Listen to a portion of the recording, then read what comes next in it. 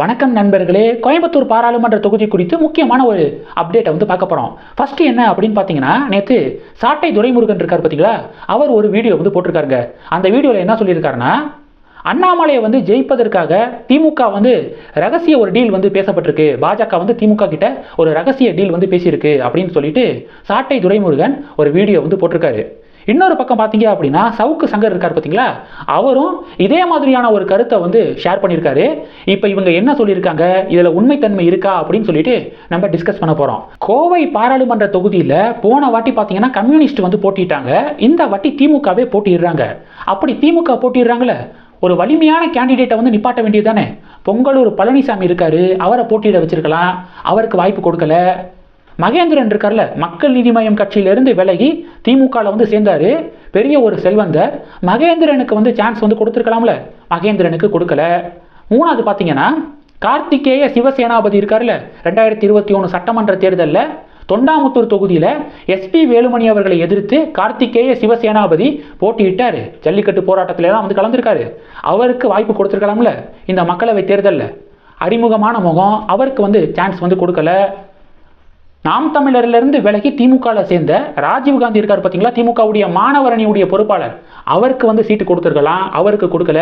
இது போன்று முக்கியமான நன்கு அறிமுகமான நபர்களுக்கு சீட்டு கொடுக்காம யாரோ கணபதி ராஜ்குமார் அப்படிங்கிற ஒரு நபருக்கு சீட்டு கொடுத்துருக்கீங்க. இது மூலமாக அண்ணாமலை கோயம்புத்தூரில் போட்டியிட போகிறது முன்கூட்டியே திமுகவுக்கு தெரிஞ்சிருக்கு.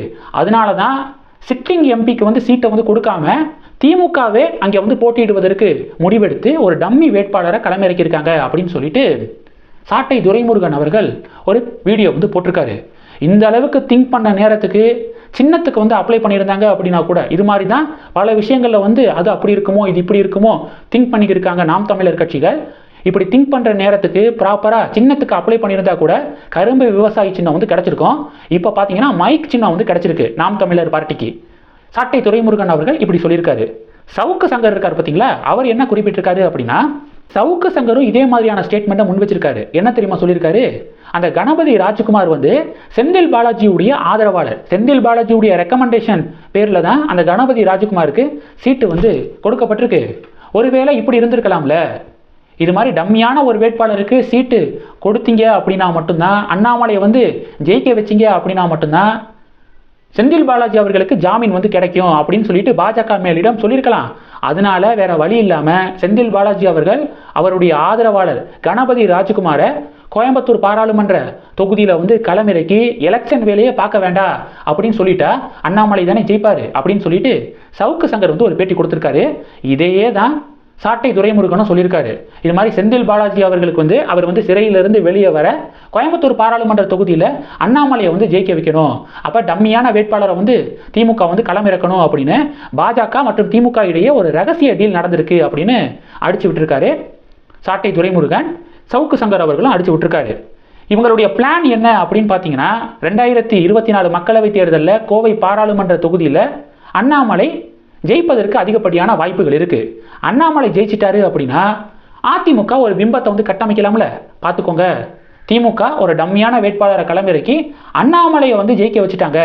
அப்போ திமுகவும் பாஜகவும் ரகசிய கூட்டணியில் இருக்காங்க அப்படின்னு அதிமுக ஒரு பிரச்சாரத்தை முன்னெடுப்பதற்கு 2026 சட்டமன்ற தேர்தல் பிரச்சாரத்தை முன்னெடுப்பதற்கு இது மாதிரியான பாயிண்ட்ஸ் அதிமுகவுக்கு பிரச்சாரத்துக்கு தேவைப்படும் பார்த்தீங்களா. அதனால தான் இப்போ இந்த வேட்பாளர் விஷயத்தில் அண்ணாமலைக்கு எதிராக ஒரு டம்மி வேட்பாளரை நிப்பாட்டிட்டாங்க அப்படின்னு சொல்லிட்டு ஒரு பிம்பத்தை கட்டமைக்கிறாங்க சவுக்கு சங்கர் அவர்கள் மற்றும் நாம் தமிழர் கட்சி அப்படின்னு சொல்லிட்டு சோசியல் மீடியாவில் நிறைய பேர் பதிவுகள் போடுறாங்க. என்னையை பொறுத்த வரைக்கும் நான் ஸ்ட்ராங்காக பிலீவ் பண்ணக்கூடிய விஷயம் என்ன அப்படின்னா, அண்ணாமலை கோயம்புத்தூர் பாராளுமன்ற தொகுதியில் போட்டியிட்டு அவர் ஜெயிக்கிறாருன்னா அவர் பெற்ற ஒவ்வொரு வாக்குகளும் அவருக்காக விழுந்த வாக்குகள். திமுக ரகசியமாக டீல் பேசி தான் அண்ணாமலை ஜெயிக்கணும் அப்படிங்கிற அவசியம் கிடையாது. 2014 நான் போன வீடியோவில் சொன்ன மாதிரி ஜெயலலிதா அவர்கள் கலைஞர் அவர்கள் இருக்கும்போதே பாஜக கோயம்புத்தூரில் 33% வாக்குகளை பாஜக வாங்குறாங்க. ஓகே, ரெண்டாவது கட்சியாக பாஜக 2014 சிபி ராதாகிருஷ்ணன் அவர்கள் செகண்ட் பிளேஸை பிடிக்கிறாரு. அதனால மறைமுகமாக ரகசிய டீல் பேசி தான் அண்ணாமலை வெற்றி பெறணும் அப்படிங்கிற அவசியம் கிடையாது. அண்ணாமலைக்கு இருக்கக்கூடிய கெப்பாசிட்டிக்கு டெஃபினட்டாக 2024 கோயம்புத்தூரில் அவர் வெற்றி பெறுவதற்கான சான்சஸ் அதிகமாக இருக்குது அப்படிங்கிறது தான் கள நிலவரமாக இருக்குது. இந்த டாபிக் குறித்து உங்களுடைய பார்வைகளை மறக்காமல் கமெண்ட் பண்ணுங்கள். இந்த வீடியோ பிடிச்சிருந்துச்சுன்னா லைக் பண்ணுங்கள், ஷேர் பண்ணுங்கள், மறக்காமல் நம்ம சேனலை சப்ஸ்கிரைப் பண்ணுங்கள். மேலும் நம்ம சேனலுக்கு சப்போர்ட் பண்ணணும் அப்படின்னு ஆசைப்பட்டீங்கன்னா நான் பேசக்கூடிய வீடியோக்கு கீழே நன்றி அப்படிங்கிற ஆப்ஷன் இருக்குது. அதை கிளிக் பண்ணி உங்களால் முடிந்த தொகையை சேனல் வளர்ச்சிக்காக கொடுத்து உதவி செய்யலாம். இல்லை ஜாயின் பட்டனை கிளிக் பண்ணி நம்ம சேனலுக்கு மெம்பராக வந்து ஆகலாம். நன்றி.